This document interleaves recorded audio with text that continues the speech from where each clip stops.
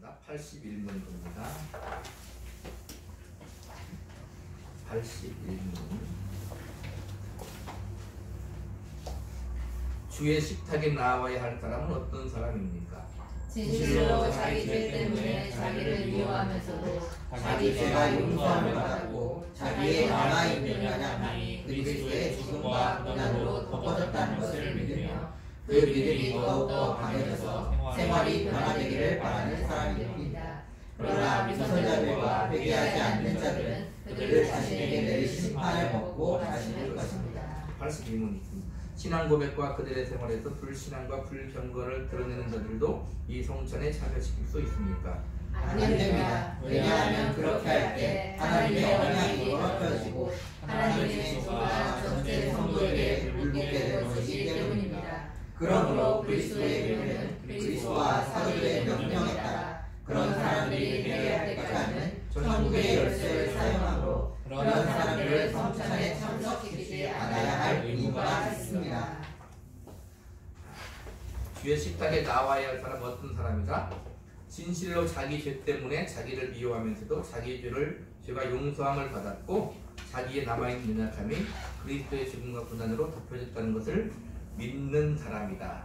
그리고 변화되기를 바라는 사람이다. 그러니까 죄 지은 사람은 성찬에 참여할 수 없는 게 아니라 죄를 지었는데 죄를 회개하지 않는 사람. 내가 죄를 지었어. 근데 죄를 회개하지 않는 사람은 어떻게? 성찬에 참여할 수 없다는 거예요. 그러면 그건 믿음이 없는 자나 마찬가지예요. 내가 죄를 지었는데 우리는 연약하니까 죄를 지을 수 있잖아요. 근데 그 죄를 회개하지 않아. 하나님께 잘못했다고 하고 그 죄를 고치려고 하지 않아. 그래서 여기도 보면 생활이 변화되기를 바라는 사람들이 주 식탁 앞에 나와야 되는 거예요. 자, 에베소서 2장.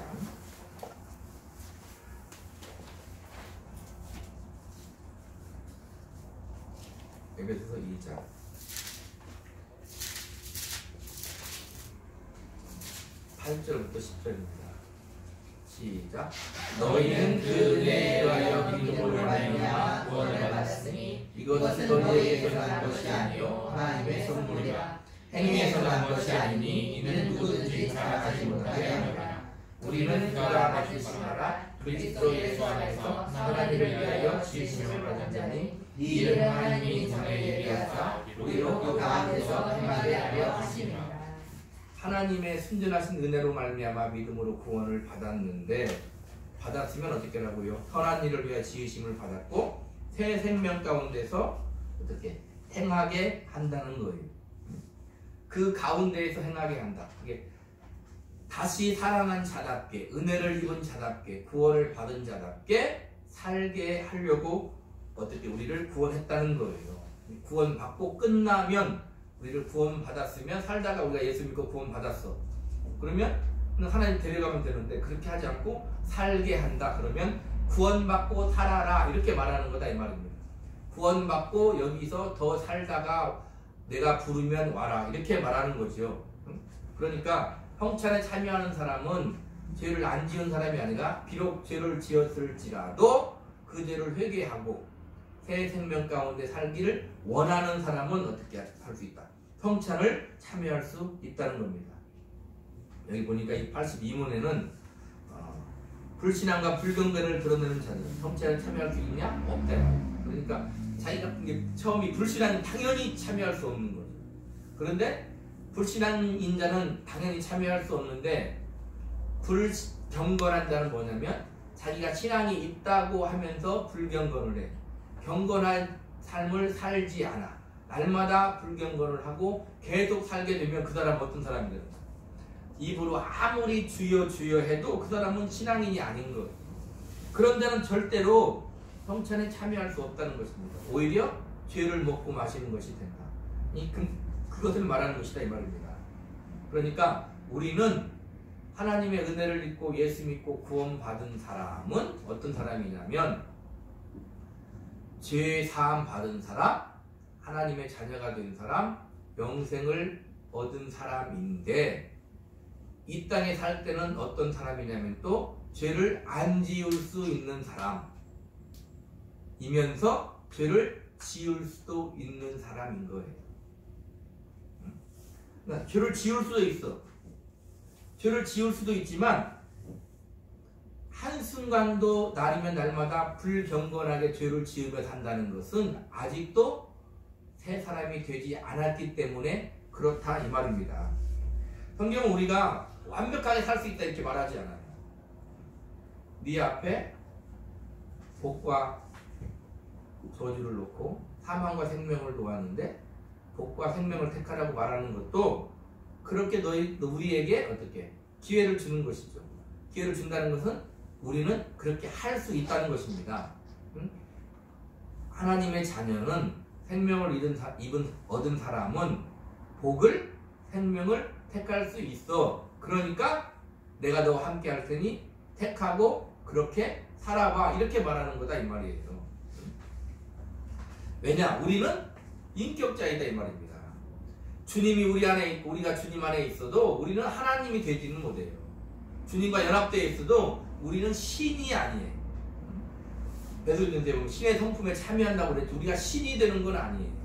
신이 되는 건 아니기 때문에 우리는 신이 되는 건 아니지만 주님이 함께하는 사람. 그러니까 참 어렵죠. 그러나 분명한 것은 주님이 성령으로 우리와 연합돼서 함께하는 거예요.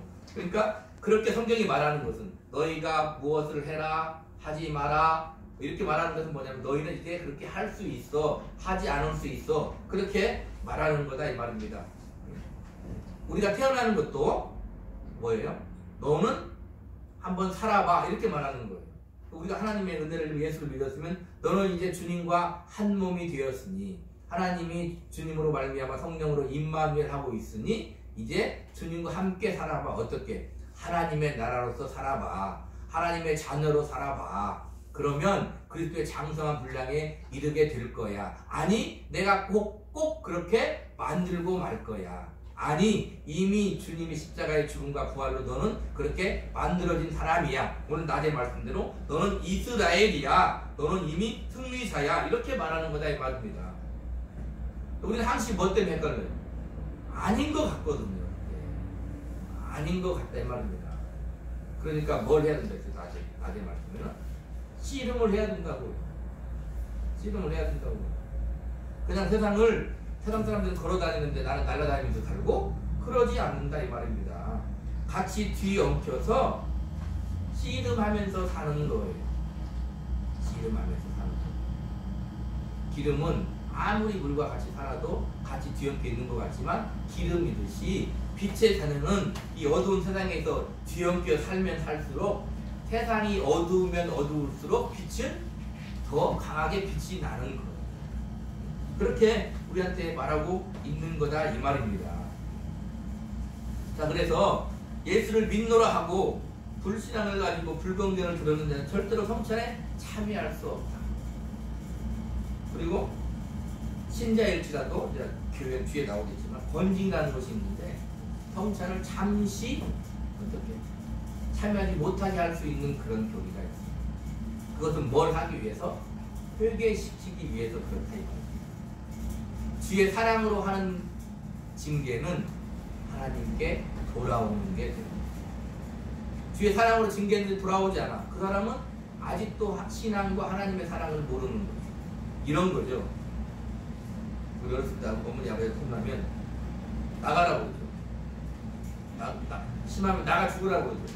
그럼 그래 나가 죽을게 그러면 부모가 죽었어 나가 죽어도 잘 죽었다 그럽니까? 그런 말이 아니죠. 나가 죽어라 그 말은 잘해라 그 말이죠. 나가 죽어라 그 말은 잘해라 그 말이에요. 성경을 잘 읽어야 돼요. 때로는 문자적으로도 읽어야 되지만 그 뜻에 담겨있는 그 내용이 무엇인가를 알아야 된다 이 말입니다. 하나님이 우리에게 얼마나 원하는가를 알아야 돼요. 성경을 보면 부담이 되죠. 에베소서니까 한번 볼까요? 아까 펴놨죠?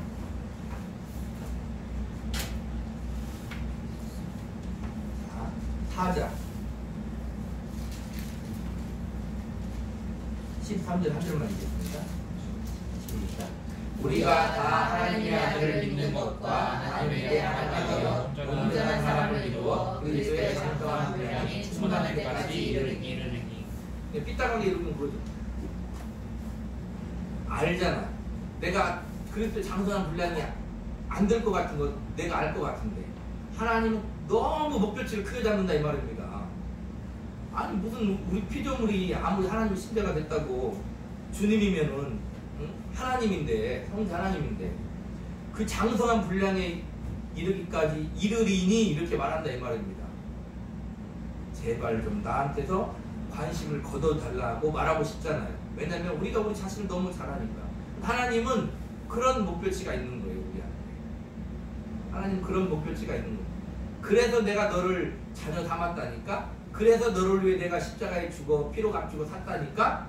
그래서 내가 너 혼자 내버려두지 아니하고 고아와 같이 버려두지 아니하고 성령을 보내 너희 속에 계시겠습니다 했고 지금도 계시고 그 성령이 너를 진리 가운데로 인도한다니까 이렇게 말하는 거다 이 말입니다. 근데 우리는 아니라니까 이렇게 말하는 거예요. 그냥 옛날 노래처럼 내 인생은 나의 것 뭐 이렇게 말한다 이 말입니다. 응? 그런 것이 아니라는 거예요. 그래서 이렇게 성찬을 참여할 때마다 주님을 다시 기념하는 것은 뭐냐면 그 은혜를 기억하는 거예요. 주님이 나를 얼마나 사랑했냐를 기억하는 거예요. 예배도 마찬가지죠. 예배도 마찬가지인데 항상 예배하는 거예요. 똑같은 성경을 가지고 예수 믿는 교회에서는 주님의 없는 교회에서는 똑같은 성경을 가지고 말씀 본문을 다룰지 몰라도 똑같은 성경을 가지고 똑같이 말씀을 들어요. 똑같은 성경 똑같은 말씀을 들어. 뭘 아는 거예요? 예배 때마다 다시 한번 아는 거예요. 아, 나는 하나님의 자녀다. 하나님은 나를 사랑하셔. 이 세상 힘들고 어려워. 그런 하나님 나를 포기하지 아니하셔. 나는 하나님의 뜻대로 살아야 돼. 이 세상에 가치관으로 사는 게 아니야. 내가 원하는 것이 있고 하나님 원하는 것이 있지만 내가 원하는 것이 하나님 원하는 것이 되기를 원해. 내가 비록 그렇게 하지 못할지라도 그렇기 때문에 나는 기도해. 그러는 거다 이 말입니다. 하나님 나의 아버지시니 아버지 나를 도와주세요. 이렇게 말하는 거예요. 이게 어려운 게 아니죠. 근데 우리는 그 세상에서 살면서 이 시대의 아들이 되어서 이 세상의 사조와 풍조를 가지고 여전히 아직도 우상에 대한 습관을 가지고 나의 무엇을 위해서 살아가기 때문에 그 고난이 힘들고 살아가는 것이 힘들고 그렇다 이 말입니다. 그러나 하나님은 어떻게 한다는 거예요? 포기하지 않는다는 거예요. 아까 그 뒤를 한번 계속 읽어볼까요? 시작. 이는 우리가 이제부터 어린아이가 되지 아니하여 사람의 속임수와 간사한 유혹에 빠져 온갖 교훈의 풍조에 밀려 도덕하지 않게 하려 합니다. 이 말, 그렇게 하지 않게 합니다. 그 말은 역설적으로 뭐냐면 우리가 살아가면서 지금 에베소서니까 에베소 교인들에게 말하는 거예요. 성도들에게, 하나님의 자녀들에게 유혹에 빠지고 온갖 풍조에 밀려 요동하며 살 수 있다 그 말이에요.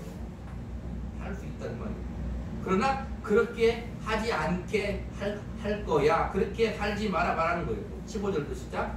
오직 사랑 안에서 참된 것을 하여 범사에 그에게까지 자랄지라 그는 머리 곧 그리스도라. 우리가 살아가는 것은 주님의 사랑 안에서 살아가는 거다. 내가 비록 원하는 것이 다 이루어지지 않을지라도 나는 하나님의 사랑 안에서 살아가는 것이 확실한 거예요. 그 사랑 안에서 살면 어떻게 된다? 너희는 너희가 알지 못하는 사이에 어느새 자라있을 거야. 그리스도의 장성한 분량이까지 자라있을 거야. 이렇게 말하는 거예요. 자, 16절 시작. 그에게서 온 몸이 각 마디를 통하여 도움을 받는 거로 연결되고 결합되어 각 지체의 분량대로 역사하여 그 몸을 자라게 하며 사랑 안에서 스스로 세우느니라. 각 지체의 분량대로 역사하는 이게 다른 거예요. 우리는 하나님의 자녀지만 지체인데 그 말 지체단 말은 무슨 말이냐면 다 머리일 수 없다. 머리는 주님이고 누구는 손, 누구는 몸, 누구는 발, 누구는 발가락, 누구는 뭐 이렇게 된다 이 말입니다. 각자 다른 거예요. 그러나 다르다고 해서 내가 내 한 몸이 아니잖아요. 그죠? 똑같이 한 몸이듯이 그걸 말하는 거예요. 그래서 그 분량대로 역사해서 자라나게 한다 이 말이에요. 우리는 발이면 발의 역할을 감당하면 되는 거예요. 근데 우리는 항시 머리가 되고 싶은 거예요. 그게 선악과를 따먹은 인간이 속성인 죄상을 받았음에도 불구하고. 그래서 어떻게? 여기도 사랑 안에서 스스로 세우느니라. 그러니까 사랑이 빠지면 말이 안 되는 거예요. 그래서 보세요. 사랑은 하나님이다. 이건 말이 안 되잖아요. 말이 안 되는 거 같죠. 사랑은 하나님인데 이건 말이 안 되는 거 같잖아요. 근데 성경 뭐라고 하면 하나님은 사랑이시다 이렇게 얘기한다. 근데 그건 말이 되는 거 같잖아요. 응? 그러니까 뭘 알아야 돼요? 응? 사랑을 알아야 돼요. 그러면 모든 문제가 해결돼요. 내가 힘든 것도 하나님의 사랑 안에서 이렇게 하면 된다 이 말입니다. 내가 살아가는 것도 그 사랑 안에서 살아가. 내가 살아가는 이유도 그 사랑 때문에 살아가. 그러면 거기에서 우리의 정체성을 찾을 수가 있어요. 그러니까 예수 믿는 것은 뭐냐면 가장 근본적으로 뭐부터 시작하는 거냐면 우리 정체성이 벌써 회복이 되고 정체성을 찾을 수가 있는 거죠. 우리의 정체성은 누구? 하나님, 예수님. 말이 된다 이 말이에요. 내가 살아가는 이유는 뭐 그냥 맹목적으로 그냥 입에 발린 소리로 하나님 영광을 위해서라 주님, 아버지, 주님, 주여 이렇게 하는 게 아니라 그 말 속에는 진정한 생명이 뜻이 다 들어가 있는 거다 이 말이에요. 그런 것들을 우리가 말씀을 통해서, 기도를 통해서, 삶을 통해서 세월이 흘러가면서 점점 더 오늘 여기 예배에서 말씀드린 뭐예요? 사랑 안에 스스로 자라며 세워져 가는 삶이 되는 거예요. 그래서 죽을 때가 되면 제대로 하나님 은혜 가운데 산 사람은 죽는 그 순간이 가장 믿음이 성장하고 가장 뭐예요? 그리스도의 장성한 분량에 이른 사람이라고 볼 수 있는 거예요. 왜? 우리는 하나님의 성실하심을 믿으니까. 하나님의 신실하심을 믿으니까. 그래서 그만큼 했으면 됐으니까 하나님이 데려가는 거지. 하나님이 데려가는 거다 이 말입니다. 다시 문으로 오면은 그래서 예수 그리스도를 믿는 사람은 죄를 지어서 성찬에 참여하지 못하는 것이 아니라 죄를 회개하지 않는 사람, 또 성찬에 참여하지 못하는 사람, 불신앙을 가지고 불경건한 사람은 당연히 하나님의 은혜를 알지 못하기 때문에 성찬에 참여할 수 없는 것입니다. 우리는 하나님의 은혜를 제대로 알고 우리가 그렇게 믿음을 가지고 살아야 될 줄로 믿습니다.